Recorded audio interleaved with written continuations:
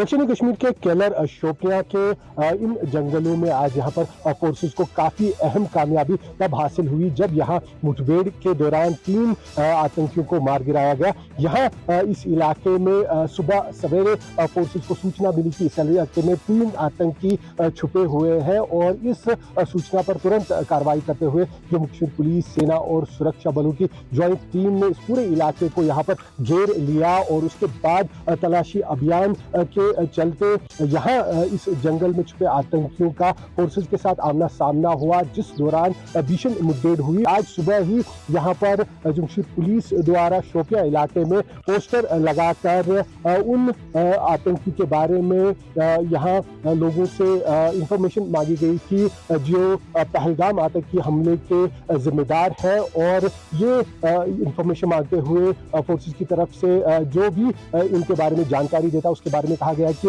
20 लाख रुपए इनाम दिए जाएंगे। और उसके तुरंत बाद कुछ घंटों बाद ही यहाँ पर ये मुठभेड़ देखने को मिली। कैमरामैन निज़ाम रशीद के साथ आसिफ साहब, केलर शोपियां, न्यूज़ 24। भारत पाकिस्तान के बीच संघर्ष विराम के बाद रक्षा मंत्री ने आज एक बड़ी बैठक की, जिसमें तीनों सेनाओं के प्रमुख के साथ रक्षा सचिव भी मौजूद थे।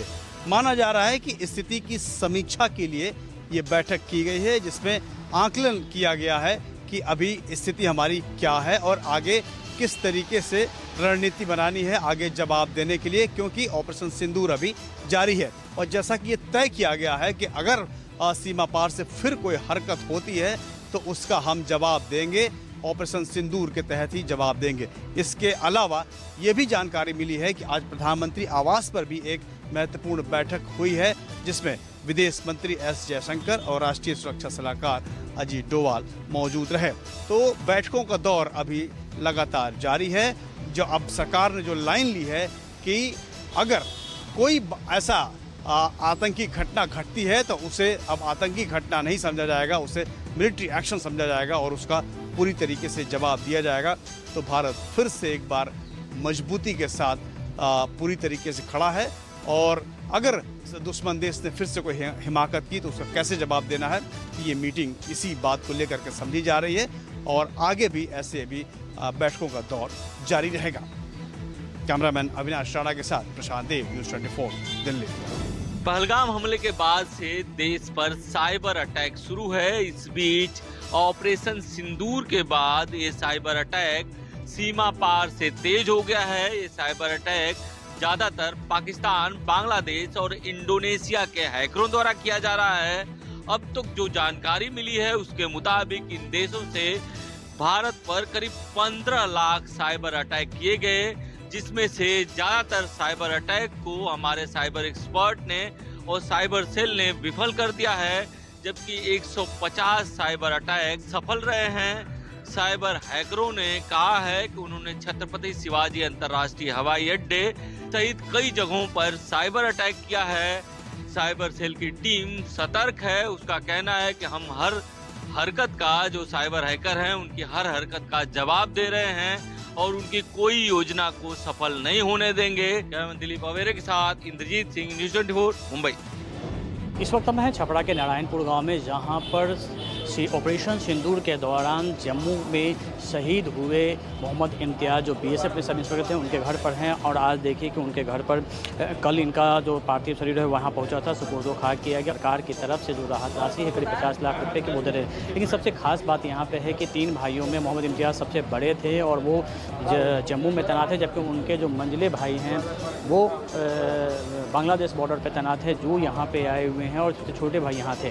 उनकी 4 संतानें थे, जिसमें कि 2 बेटे हैं, 2 बेटी हैं। और देखिए किस तरीके से पूरे गांव को अपने इस शहादत बेटे पे गर्व यहाँ महसूस हो रहा है। और यहाँ पर जिस तरीके से लगातार नेता प्रतिपक्ष तेजस्वी यादव भी आए थे और उसके बाद यहाँ पर पूरे गांव के जो लोग हैं वो यहाँ एक साथ यहाँ पे आए थे, जुटे हुए हैं। और जिस तरीके की तैयारी चल रही है वहाँ पे मुख्यमंत्री नीतीश कुमार ने सरकार की तरफ से पहले 21 लाख और उसके बाद 29 लाख यानी कि कुल 50 लाख रुपये शहीद के परिवार वालों को देने का ऐलान किया है। और इसके बाद पूरे राजकीय सम्मान के साथ उनका सुपुर्द खाक किया गया है। कैमरामैन सनी के साथ अमिताभ ओझा, न्यूज़ 24।